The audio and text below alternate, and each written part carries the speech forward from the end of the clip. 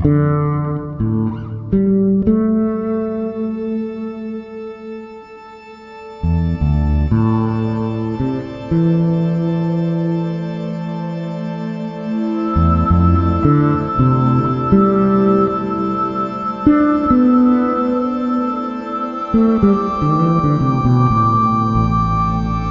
का मंदिर है, जहां उनके साथ उनके भाई बलराम और बहन सुभद्रा हैं।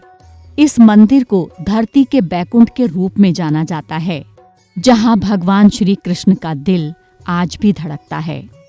आइए जानते हैं कौन है भगवान जगन्नाथ। शास्त्रों में भगवान श्री कृष्ण के ही जगन्नाथ होने के प्रमाण मिलते हैं। मत्स्य पुराण में उल्लेख है कि जगन्नाथ मंदिर में भगवान श्री कृष्ण अपने भाई बहन के साथ विराजमान हैं।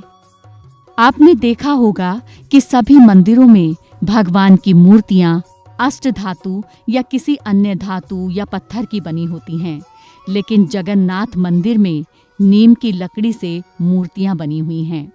माना जाता है कि मालवा के राजा इंद्रद्युम्न को सपने में श्री कृष्ण ने नीम के पेड़ के लट्ठे से अपनी और अपने भाई बहन बलभद्र और सुभद्रा की मूर्ति बनाने का आदेश दिया था।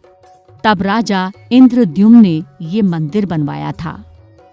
क्यों निकाली जाती है यहाँ रथ यात्रा?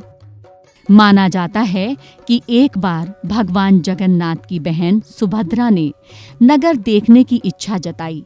बहन की इस इच्छा को पूरा करने के लिए जगन्नाथ और बलभद्र उन्हें रथ पर बैठाकर नगर दिखाने के लिए ले गए। इस दौरान वो अपनी मौसी के घर भी गए, जो गुंडीचा में रहती थीं। तभी से इस रथ यात्रा की शुरुआत हुई। आज भी धड़कता है भगवान का दिल। भगवान जगन्नाथ, बलभद्र और सुभद्रा की मूर्ति हर 12 वर्षों में बदली जाती है। ऐसा करते समय मंदिर में किसी को भी प्रवेश करने की इजाजत नहीं होती। यहाँ अंधेरा रखा जाता है, केवल एक पुजारी ही अंदर जाते हैं। जब मंदिर में मूर्तियों को बदला जाता है, तब मूर्तियों में से ब्रह्म पदार्थ को निकालकर नई मूर्तियों में लगाया जाता है। ब्रह्म पदार्थ को श्री कृष्ण का हृदय माना जाता है। जगन्नाथ मंदिर के पुजारियों का कहना है कि जब वे भगवान का दिल नई मूर्तियों में रखते हैं, तब उन्हें अपने हाथों में कुछ उछलता हुआ महसूस होता है।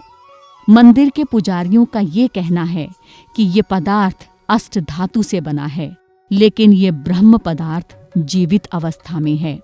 इस ब्रह्म पदार्थ को देखने वाला अंधा हो जाता है या उसकी मृत्यु हो जाती है।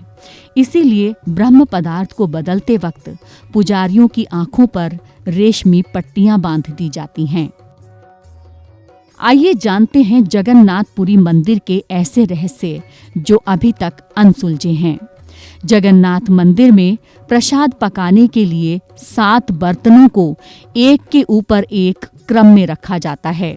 उसमें सबसे ऊपर रखे बर्तन का प्रसाद सबसे पहले पकता है। उसके बाद उसके नीचे और सबसे आखिर में सबसे नीचे के बर्तन का प्रसाद पकता है, जो अपने आप में बेहद आश्चर्यजनक है। यहाँ एक बड़ा रहस्य ये भी है कि प्रसाद का खाना यहाँ कभी भी कम नहीं पड़ता। जब तक मंदिर बंद होने का समय नहीं हो जाता, तब तक कितने भी श्रद्धालु क्यों न आए, प्रसाद कभी भी कम नहीं पड़ता। और जैसे ही मंदिर बंद होने का समय होता है, प्रसाद खत्म हो जाता है।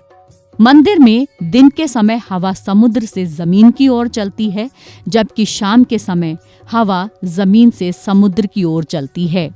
लेकिन हैरान करने वाली बात यह है कि मंदिर के शिखर पर लगा झंडा हमेशा हवा के विपरीत दिशा में लहराता है। जगन्नाथ मंदिर की ऊंचाई करीब 214 फीट है। इस पर कितनी भी धूप पड़े, मगर इस मंदिर के शिखर की छाया हमेशा गायब ही रहती है। मंदिर के ऊपर से ना ही कभी कोई हवाई जहाज उड़ता है, ना ही कोई पक्षी मंदिर के शिखर पर बैठता है। ऐसा भारत के किसी भी अन्य मंदिर में नहीं देखा गया। मंदिर में हर 12 साल के भीतर भगवान जगन्नाथ समेत तीनों मूर्तियों को बदला जाता है, जिसके बाद वहां पर नई मूर्तियां स्थापित की जाती हैं। भगवान की मूर्तियों को बदलते समय शहर की बिजली को काट दिया जाता है और इसके साथ ही मंदिर के बाहर भारी सुरक्षा बलों को तैनात कर दिया जाता है।